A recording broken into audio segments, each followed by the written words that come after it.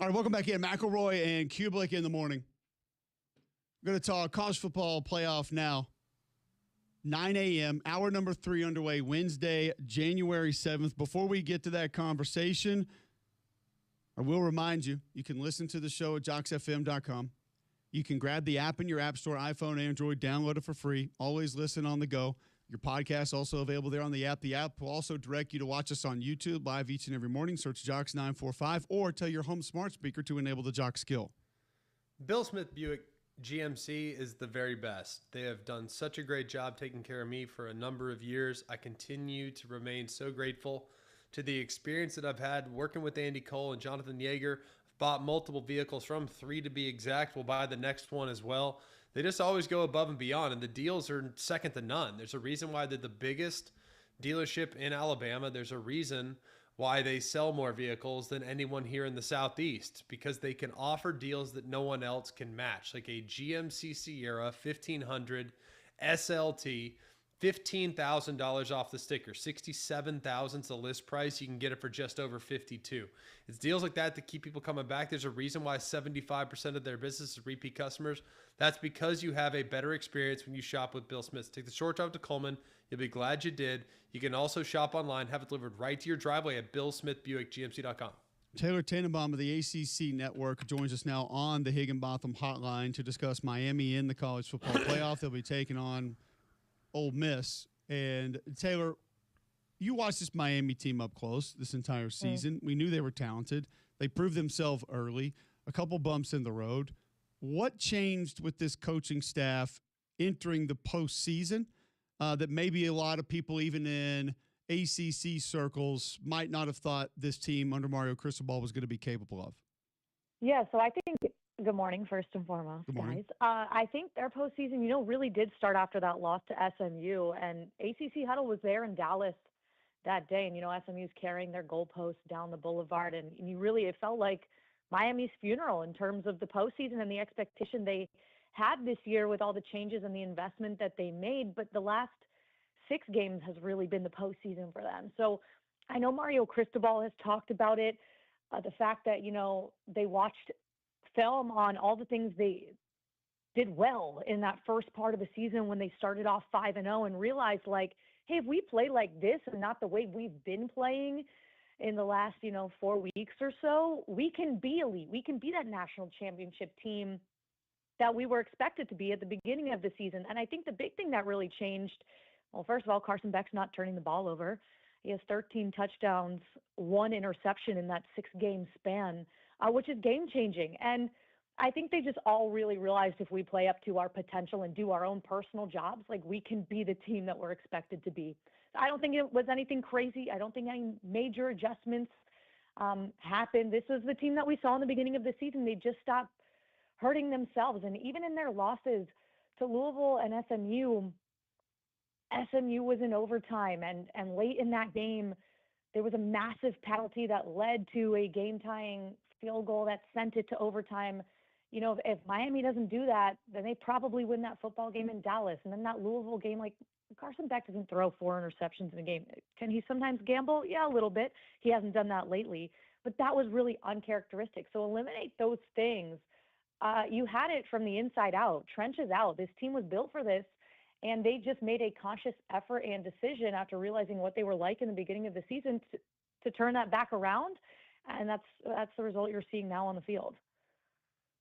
How would you assess the, growth and maturation of Mario as a head coach? Because it feels like he's really come into his own this year. And I know, look, a lot of people are critical of his in-game situational stuff, but, like, he knows who his team is. Like, you can say what you want about him, but he knows what his guys respond to. So how have you kind of seen him grow in the 3 years that he's been in Miami, 4 years he's been in Miami? Yeah, that's a great point. And I think that's part of it, is that he's never changed his approach and who he is. And maybe it's been a little bit slower than other people would have liked, but he was comfortable with that. And you guys know him really well. You guys have conversations with him all the time. Like, this year he feels more relaxed. Maybe it's because they're really good. He feels more, I don't know, I don't even want to use the word fun, but open and honest and forthcoming. And maybe you didn't see that in the previous 3 years, but I think that's just a result of the fact that like he knew what was going on internally, and now we get to see it, so he can kind of breathe a little bit. Even though maybe for people out there who don't know Coach Cristobal, like it feels like he doesn't ever breathe. He does a time or two. He's laughing a little bit more in his press conferences. I just think he's trusting the people around him. Shannon Dawson, I would argue in the last game, and you guys could probably attest to this, he was in his bag. He called a great game, and I think Mario's allowing for that to happen as he does. Defensively, bringing in Corey Heatherman, like making the decision to make a change there, that starts from the top down. I think that was a big decision and has allowed this team to be better because they're not so reliant on the offense and what Cam Ward had to do last year and be explosive. Like, it's complementary football now. So it's just allowed Mario to kind of be who he is, and that's the ultimate motivator and the ultimate recruiter, because you're continuing to see that this feels like this is sustainable, because it's not just bringing in guys through the transfer portal. About 53% of their starts this year come from transfers. That's great, but the other half is that homegrown talent and something Mario's so good at. So, I don't even know that he's changed so much as he's actually kind of stayed the same, and now you're just seeing the result come to fruition, and everything he built behind the scenes, again, from the inside out, is what you're seeing in this national championship run. Taylor Tannenbaum of the ACC Network joining us on the Higginbotham Hotline. Do you look more at this game of something that Miami has to do to win, or something that they cannot do to win?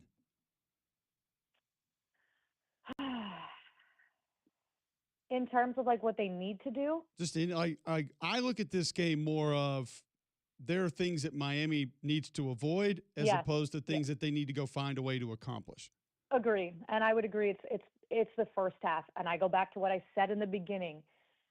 This postseason, they've been really methodical. They've been dedicated, at least in the second half of that A&M game through the Ohio State game, running the football, using Mark Fletcher Jr. and then, Marty Brown, the way that they did in the fourth quarter, allowing that defensive front to do what it does, which again plays complementary to what the offense can do. Carson Beck not having to be the hero, just playing football the right way. Those are things that need to happen. Don't try to do too much. The deep shots are great. The explosive plays are great, sure, and you're probably going to see that from Ole Miss potentially. That's how they play football, right? Miami doesn't necessarily have to do that. It felt like maybe against Ohio State, they would have had to have had a couple of those plays, different ball game. This one, it just feels like continue to be methodical. I think time of possession is going to be important in this game, because you don't want to give the ball to an Ole Miss team that can strike at any given moment and find the end zone. So I think the things that they've been doing, being methodical and being patient and running the football, are things that they have to do, and not turning the ball over, which they've been great at this postseason, and taking the ball away, which they've been great at all season, are things they have to do. They don't have to be anybody but themselves in this football game. So I agree with you. Don't make mistakes. And I think Miami on paper and on the field is probably the better football team for 4 quarters. What do you think is the key for the Miami receivers outside of Malachi Toney? I know Ole Miss is going to try very hard to take away Malachi Toney. That's to be expected. It's not that dissimilar to a plan they used to try to neutralize Zachariah Branch. So I think it'll be pretty much rinse and repeat. But what can the outside receivers do to make life difficult on this Ole Miss defense? Just be reliable. And that's why you bring in veteran guys like CJ Daniels Jr., who played at LSU, and Keelan Marion, who's like a fourth, fifth, maybe 6-year guy at this point. Keelan Marion from BYU. These are guys who've been sure-handed. And you saw that actually on display in the Ohio State game, because Malachi Toney, for as great as he is, well, first of all, he fumbled the ball twice, recovered 2 of his own fumbles, which is outstanding. The ball bounced his way, but he had 5 catches for just 16 yards. He wasn't that crazy explosive player that we've come to know and made all these wonderful plays. It was really CJ Daniels and Keelan Marion that stepped up to the plate. They each had 5 catches, and granted, Daniels was just for 49 yards. Marion was just for 36 yards, but they were important plays. They were on third down. They were to move the chains. They were just to keep the ball in the offense's hands. And I think that's, again, what those two are going to have to do. You bring them in, in a season like this to be those guys that can help with the Malachi Tonys of the world and, make those plays when they need a play. And I think that's going to be the key here too. If you can spread the ball around, Ole Miss does it. They have 5 guys with 500 plus yards receiving. Miami can do that. It doesn't all have to be on a freshman's shoulders on one of the biggest stages he's ever played in. And as great as he is, at the end of the day, he's still an 18-year-old kid, and they're going to come for Malachi Toney. Are there players that you feel like in this specific game, this matchup that we're going to see against Ole Miss need to see more of, need to make a greater impact than are being talked about through the first 2 rounds of the college football playoff? Well, those 2 guys are legit. I think C.J. Daniels Jr. has been such a key for this team all season. He's made some highlight reel plays that we're going to be talking about for a long time, and missing him with that injury in the latter part of the season, I do think there were times when you were like, man, I wish that guy were out there for Miami as a receiver right now. He just would elevate the team a little bit more. Just his veteran leadership, I think, has been so important too, paired with Carson Beck. But defensively, I'm looking at some of the injuries that I think could be important in this game. And if you want to talk importance, it's at the cornerback position. And O.J. Frederick was on crutches and in a boot after the Ohio State game. Apparently, according to Corey Heatherman at Media Day yesterday, said he's been good at practice all week. He's got to be good, and he's got to be better than he has been, and he's got to be as healthy as he can possibly be. I don't know how healthy he is. And on the other side is Damari Brown. They're going to give it a go with him. He's missed the last handful of games. I think those corners and that secondary is going to be important in this game, and if he can go, I think that's game-changing. The guys behind him have stepped up. And the other one would be, big man in the middle, Ahmad Moten, who's been dealing with an ankle sprain, and he had limited reps in that Ohio State game, was still important. I think you're going to have to drag him out of the stadium in order for him not to be on the field. But that's another one. We talk a lot about Reuben Bain Jr., and we talk a lot about Akeem Messidor, and rightfully so, but anchoring the middle there is Ahmad Moten, and he's a big key in what they do up front too. So those 3 dudes defensively, to me, are a conversation that need to be had before this game and how they could play a factor in a potential win. Well, Taylor, we appreciate the time. Before you go, your final thoughts on it. How does this thing play out? What does it end up looking like? I kind of hate that Miami's not the underdog in this one. They have been the last 2 games, and now they're a 3.5-point favorite against Ole Miss. I think if they stick to their guns, I think for 4 quarters, you're going to have to grind it out with this Miami team. And at this point, it feels like that passion is really coming from within the locker room, not even from the coaching staff. You saw an inside look at Reuben Bain's, halftime speech. It was very reminiscent to that Ed Reed speech from years and years ago. I'm hurt, I'm not okay, that speech, and it kind of rallied the troops. It felt like that in that Ohio State halftime speech that I saw on the internet. So to me, as long as they keep the main thing, they want to be playing on their home field for a national championship. And I think at the end of the day, Miami's going to get this one done, because I just think in the trenches, Ole Miss is big and they're good and they play great SEC competition week in and week out. I think Miami can ultimately win that battle. That's where it's going to start and end. Thanks for hopping on with us. It's always great catching up with you. Enjoy the game, and look forward to catching up again soon. You guys are the best. Thank you so much.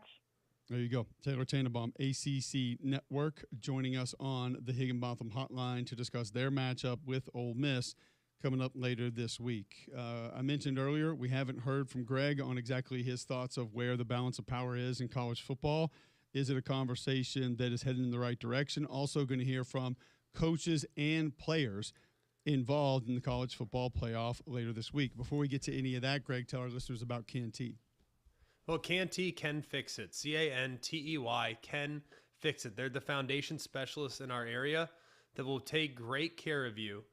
If for whatever reason you're noticing cracks in the walls, in the floors, around windows and doors, uneven or sagging floors, maybe it feels like the house is kind of sloping away, or if for whatever reason doors and windows are not sticking or closing properly, that's an indicator that you might need to get your foundation looked at. And Canty Foundation Specialists, they offer free inspections and estimates so homeowners know exactly what's going on under their house, and their work is backed by lifetime transferable warranties. Call them today at 205-509-3991, or you can go online. Canty can fix it. That's Canty, Cantey, canfixit.com. All right, when we come back, we'll talk a little bit more about the SEC, where they're headed as far as college football collectively is concerned, and more on this week's college football playoff next on Jocks.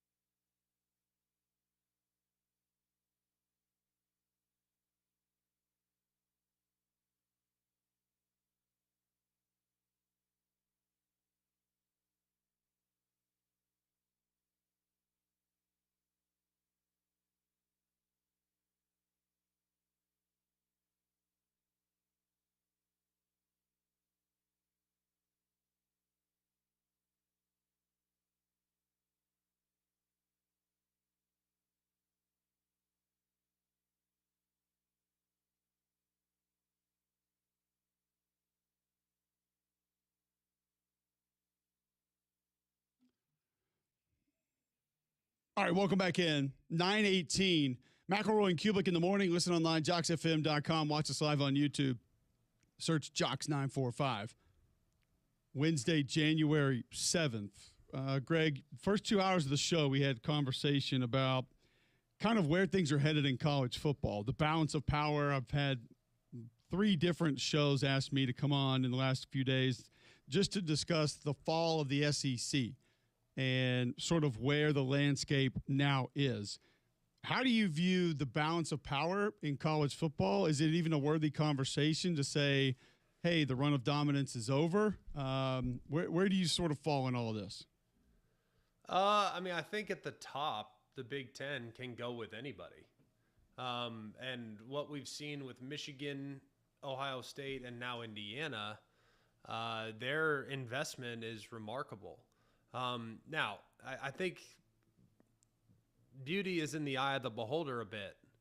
Like, to me, the SEC is still the superior league from a depth standpoint, from a personnel standpoint. There's more talent in the SEC. There's more commitment in the SEC. Every single team in the SEC really, truly believes they can win and should win. Therefore, they invest accordingly. But I do think the balance kind of across the league is far more significant now than it's ever been before. And as a result, there is fatigue, I think, for some of the teams that have to play the gauntlet that they've had to play. I think there's exhaustion. There's wear and tear. There's a lot of guys that are no longer available in the postseason because they couldn't get through the season unscathed. And it's not like Indiana's immune to injury. They lost a defensive end in Kellen Wyatt. They're without another defensive end in Stephen Daly. So they've had a couple guys, but that's about it. They've been pretty healthy throughout most of the year. Yes, they were without Omar Cooper in the Big Ten title. Yes, there was a couple games where their wide receiver was down with a hamstring and Elijah Surratt. But pretty healthy for the most part. Ohio State, pretty similar. Not a ton of injuries that had an impact on them except for their right guard. And I would argue that the right guard was a liability to begin with.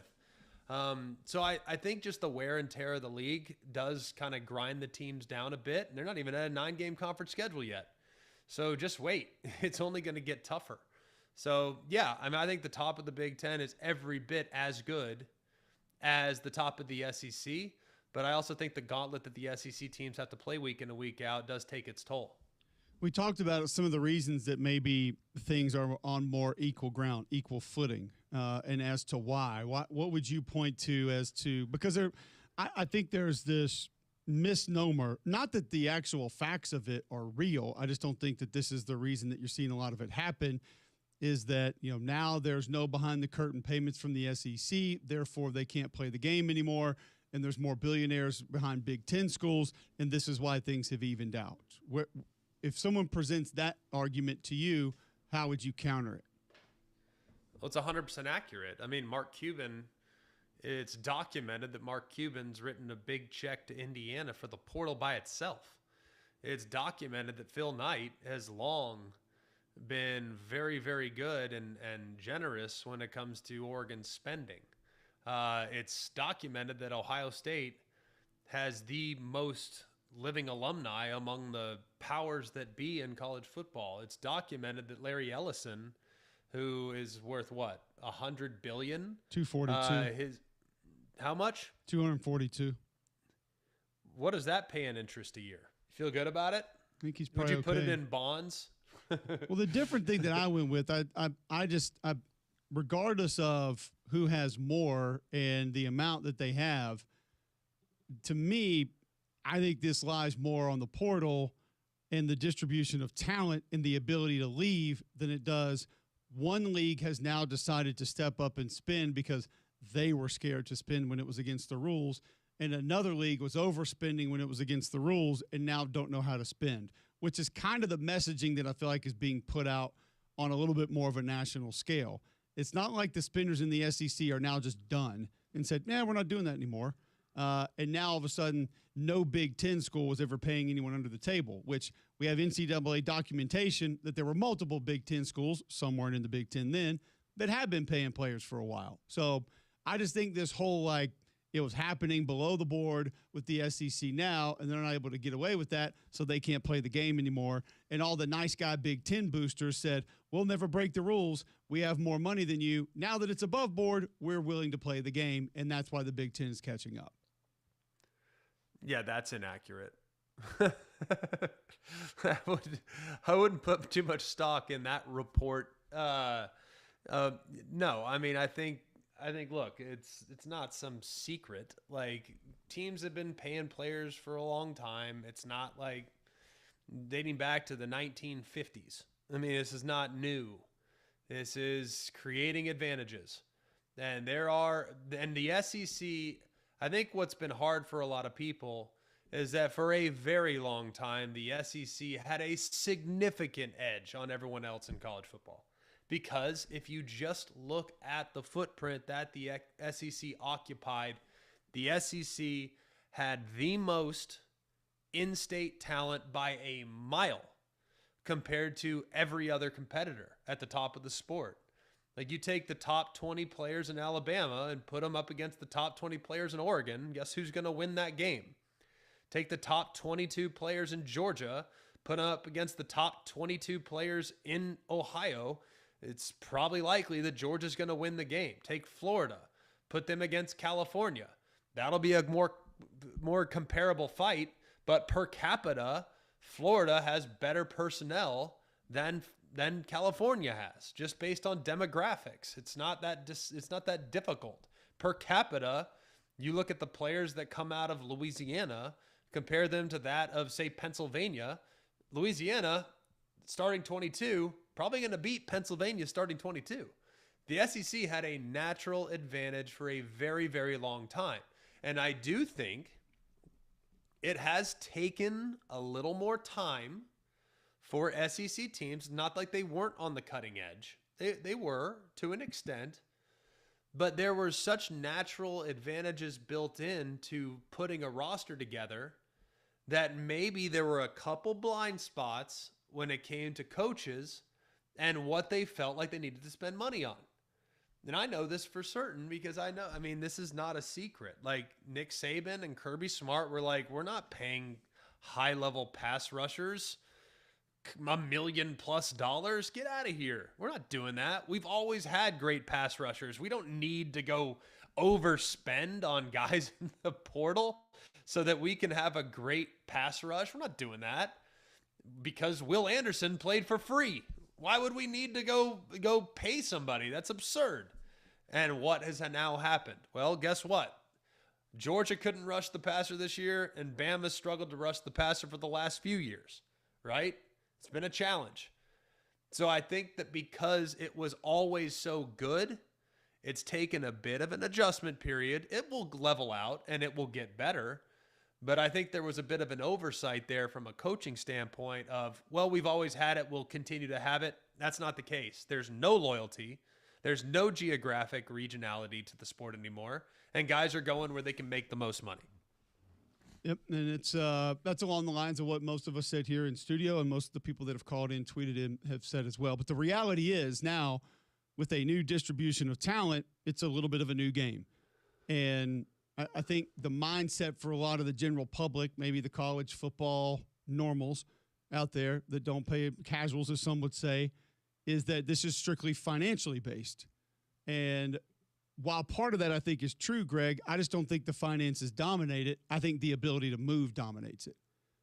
Because there are guys now that in the past, if had chance to make money at Alabama, at Georgia, at USC, at Texas, at Ohio State, at Michigan, had the ability to get out and not be punished for it, they would have. End of story. Guys would have left. Whether Trent Richardson, Tom Brady, Des Bryant, who are great players in places that were not able to leave without punishment, would have been gone from certain schools. And I'm not pointing a finger to those individual players because I don't know their situations, but I'm just saying great players would have left to go other places, therefore would not have essentially been forced to stay and develop. Now, that development ended up paying off for a lot of them. And my example that I gave out was how I used to love watching Alabama blowouts, Georgia blowouts, Ohio State blowouts, because I wanted to see the next wave of guys.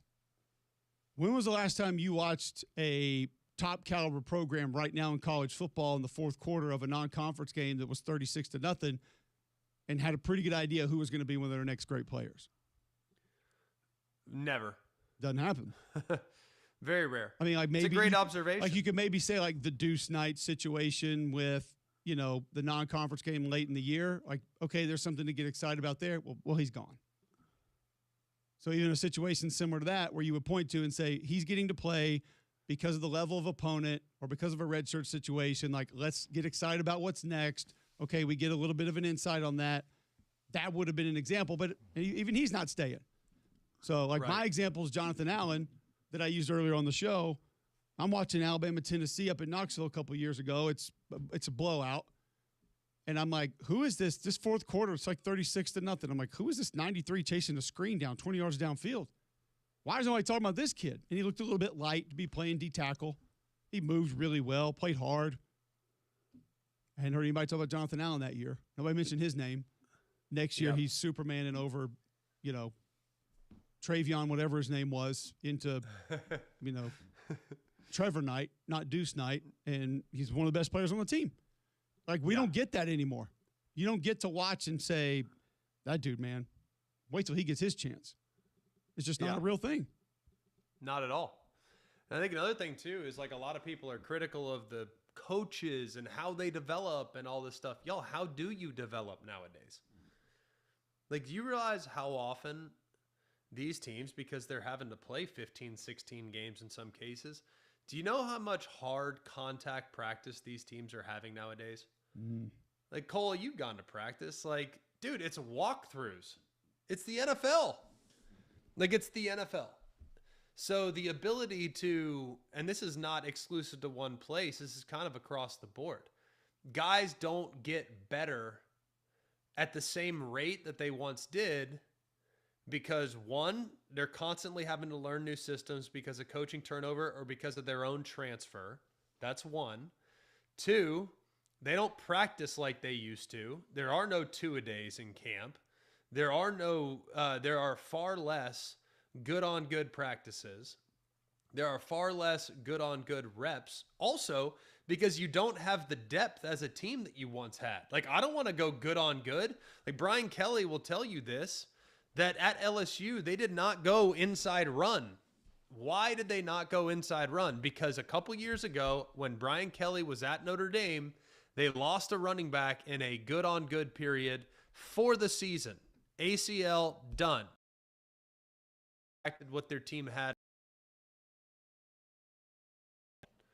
Like, teams are less likely to go with these hardcore practices because when I was playing, we had guys get hurt all the time in practice, broken legs and jammed fingers and sprained ankles and all, like, in good periods. But guess what? Hey, that guy's out for a couple weeks, man. That stinks. I hate it for him. I hope he can get back as soon as possible. And for his sake, I hope he gets back as soon as possible because the misery that is wearing the black jersey on the bike over there with Cochran is miserable. Like, I want to be back on the field as soon as possible because even the hardest practice is easier than the easiest workout when you're not available. So you can't practice like you used to. So all these, and none of these fans, none of these people that have not been to practice have any idea what I'm talking about. They're looking at me like I have three heads, but it's a reality. They cannot practice the way they once did because you don't have the depth. If you lose a guy, you are dead. Do you realize that last year I went to an Alabama practice in like week 10 and I'm sitting there watching the defense and Damani Jackson's not practicing. Keon Sabb's not practicing. There's like 4 defensive backs that are unable to practice because they're hurt. They can only go in games. That's the only time they can play. So as a result, the defense didn't really improve last year the way you wanted them to improve last year because it just didn't materialize because guys were unavailable. I mean, you just can't practice like you once did. It's a very, very tough situation to be in because you want to develop, you want to hone in, you want to do all these things. You need the good reps. You need the two-a-days, you need all this stuff, and you don't get it. So I think it's a lot harder to be a coach because not only do you have to handle the portal, handle your players, handle all this other stuff, you also can't practice the way you once did because you don't have enough dudes to actually practice the way you want to. God, I can vividly remember I had an injury going into my senior year. It forced me to miss spring practice. I had fractured 5th metatarsal, put a screw in it. It's a Jones fracture. It's not a big deal. They put the screw in it, and then in January, running around playing football with some kids at our facility, it bent, fracture line reopened. They had to put a new screw in. There was really no protocol for it, so I didn't practice all spring. And our strength coach had me on what's the bike with the Aerodyne bike with the air bike. Yeah, he had me on that, doing interval training on it, and then when we were practicing in the stadium, Kendall Simmons he had like plantar fasciitis surgery. We were walking stadium steps in our helmets and shoulder pads with 50-pound dumbbells. And I can remember vividly both of my teammates saying, good Lord, I'm glad I don't have to do what y'all are doing. Huh. Who were out there practicing in full pads, like scrimmaging. Yeah, in 100-degree heat. Yeah. And I just Give me practice. Dude, at least football, while hard, is fun. You know what's not fun? Working out. like doing stadiums, riding the bike at full speed, Like, nobody likes doing that stuff unless you're a complete gladiator. You know what's fun? Playing football. It is genuinely fun. And people forget that too. Like, practice is fun. Like, if you're a psycho like I was, like I'm sure you were, like, practice was hard, but it was rewarding. And I just feel bad that the guys don't get to do it the way they once did. When we come back, we will hear from coaches and players in this year's college football playoff. And we haven't kind of given a big picture thought on who actually wins this thing now based on what the matchups look like. We'll have those discussions next on Jocks.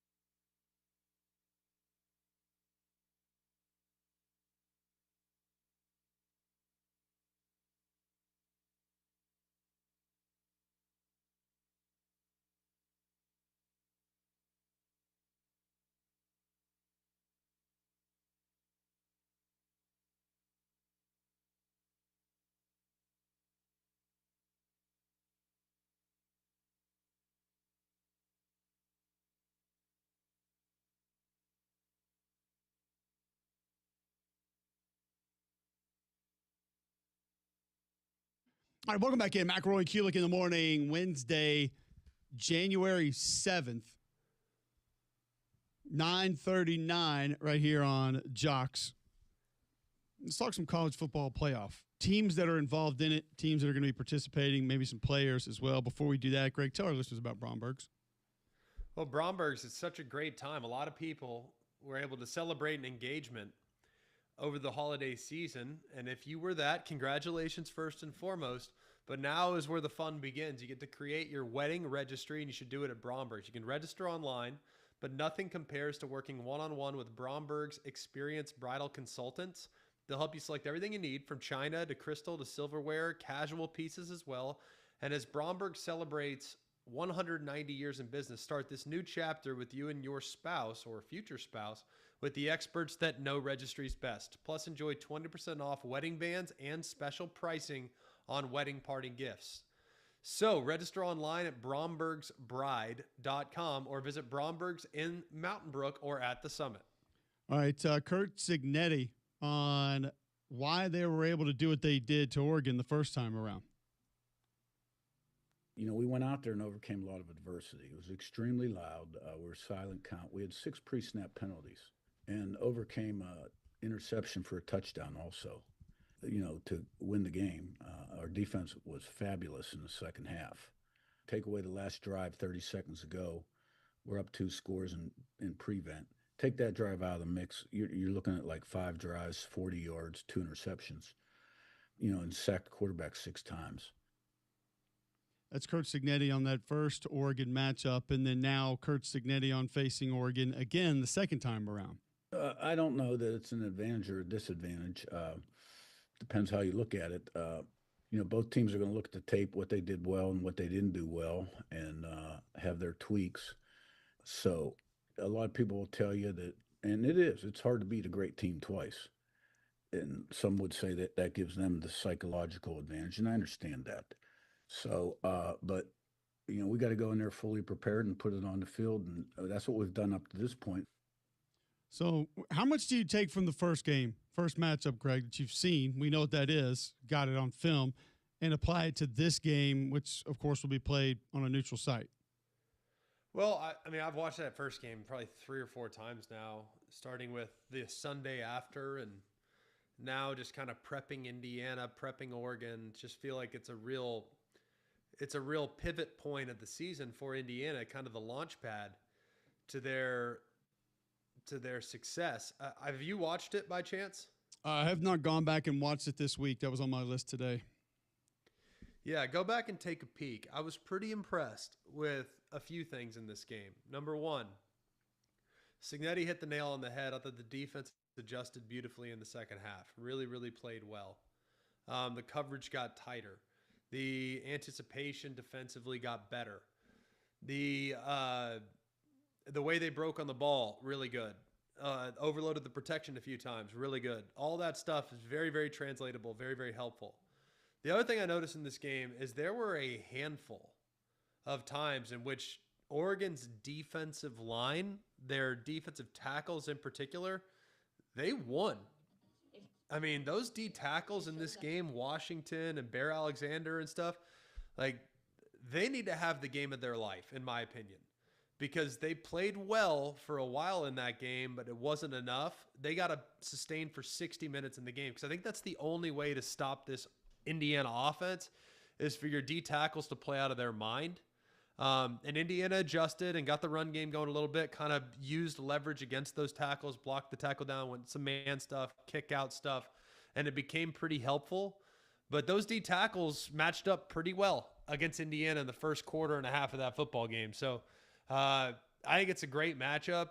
But the one thing I can always learn from rematches is how did the individuals along the lines of scrimmage hold up against their opponent directly right in front of them. That's the biggest thing that I think you can take from it. Do you see it the same way? I see it in a very similar way. Yeah. I just, when I look at this matchup, I think there are more potential problem areas for Oregon than I do Indiana, as far as things that could go south, things that could go wrong, areas of disruption potentially from the opponent. I see more of those, more problems that can be caused by Indiana for Oregon, the more problems that Oregon can cause for Indiana. Doesn't mean there won't be headaches. Doesn't mean it's not a difficult game for Indiana. But I feel like there are a few more glaring areas of concern for Oregon in this exact matchup than I do for Indiana. We got time to discuss all of them. We'll break them all down, of course. But first, tell our listeners about Polar Bear Services. Well, Wes and the guys have been coming to our house for a really long time, and I've always been very appreciative of the experience I have. When Wes and those guys come out, man, they're pros. They take great care of us. And our heat and air system right now is struggling. Not in a bad way, but man, it's been put through the ringer. We got the heater going at night. We got the AC going during the day. It's been kind of muggy. It's like, it's seeing it all right now. but I never stress because Polar Bear Service has been out to my house multiple times for routine checkups, preventative maintenance. I've always used them for that. I don't like solving the problem after the fact. I like getting out in front of it, and I wouldn't be in as good a shape as I am if not for Polar Bear Services. Their system tune-ups, their duct cleaning, the repair. They can do new installation on your HVAC system as well. And we also have used them for their electrical work, their plumbing, their whole home generator installs, so you're not in a bind when the power goes out. So remember, if you have a problem with your electrical, plumbing, heat, or air, just pick up the phone and call the Bear. It's 205-497-BEAR. That's 497-BEAR. All right. When we come back, we'll give you a bad box score of the day. Hear more from the other college football playoff game and those involved with it next on Jocks.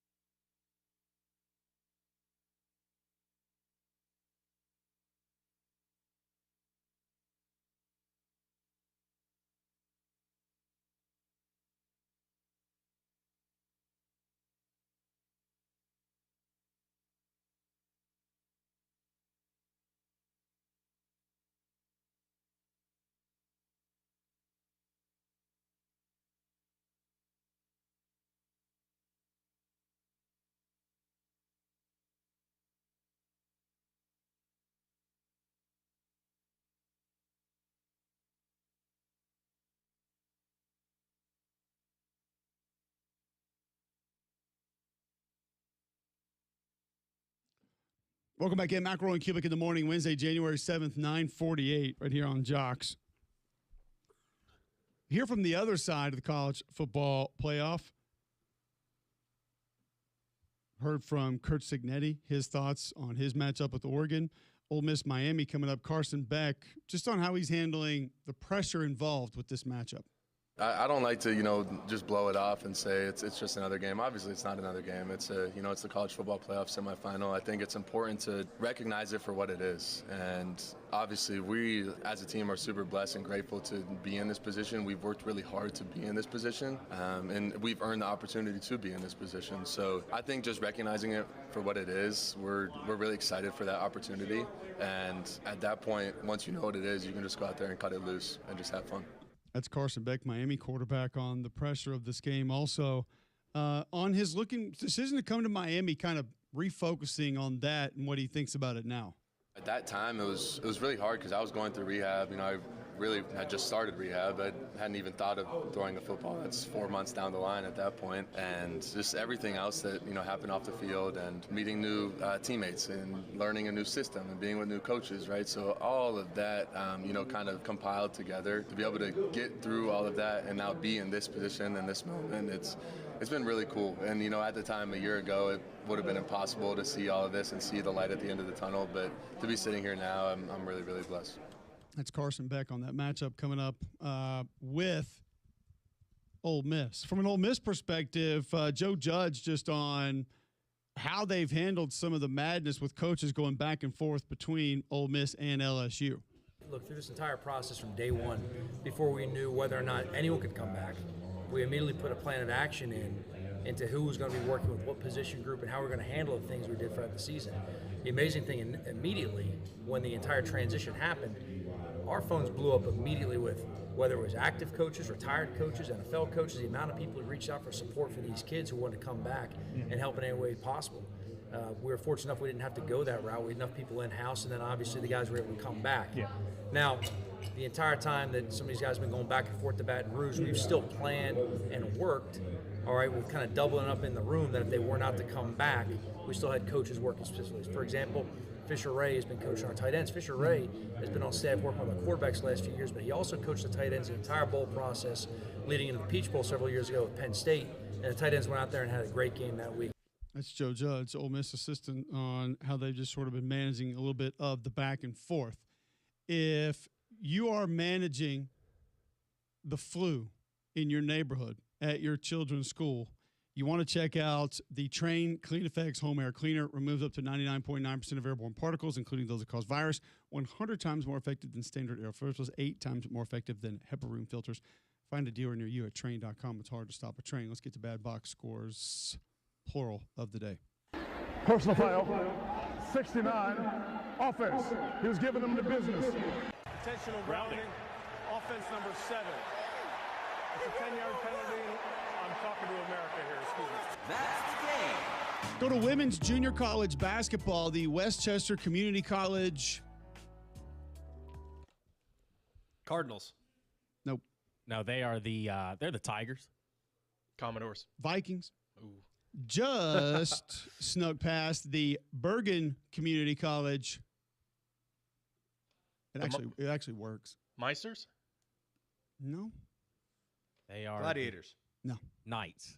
Bulldogs. 73-28 last night. Whoa. Your score after one, keep in mind, final score 73-28. Okay. 24-5. Okay, not a good start. Your score in the second was 19-4. Your score in the third was 14-5. Your score in the fourth was 16-14. Okay.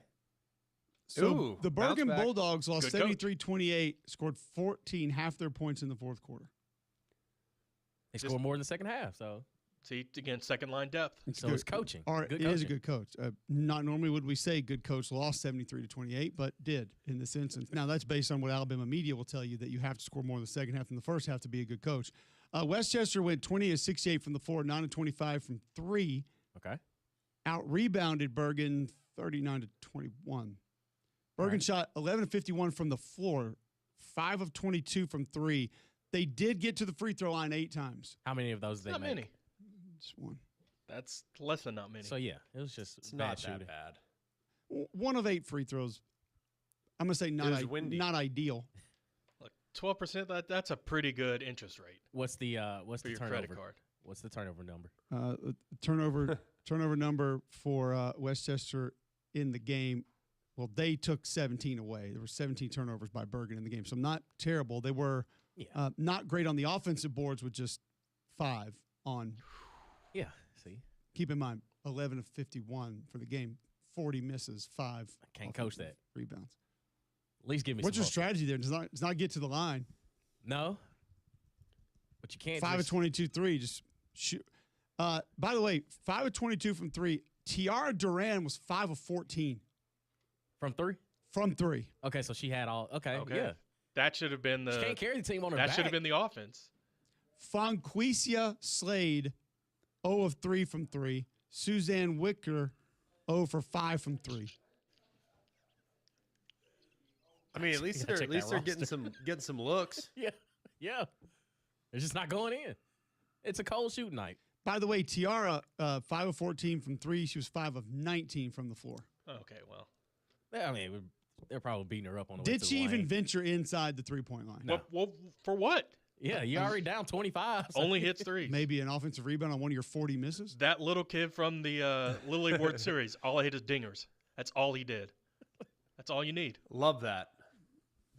If you say so. Okay. Now, there are some of these that I, unfortunately, am not able to unlock an actual box score of, but I did want to update you on a final score for another women's junior college game. That would be the Christian Community College. They're the Crusaders. No. Cavaliers. No. We've had them a lot. They show up in this a lot. Bulldogs. They're the Lions. Lions. They just went down to the Marion University Ancia. Oh, they're the Titans. Enchiladas. Chargers. Ooh. Chargers. We knew it was NFL. Now, I don't have the specifics here, but they did go down yesterday 100-35. Wow. That was a triple up. Not terrible. Their previous loss to Hocking College, 96-39. Okay. Is that the school from Stranger Things? Yeah, that's close. Their score was upside down, I'll tell you that. That was great. That was great. Their previous loss prior to that to Macomb Community College, 100-33. So they average about 30. Edison State knocked them down 76-38. Old Thomas. So their peak is like 30. Kirtland, not the Costco brand, knocked them down 67-34. Okay. They lost to Oakland Community College 98-58. West Side. They lost to Cuyahoga Community College 108-38. Okay, yeah, definite trend. Madonna's JV beat them 83-50. Like a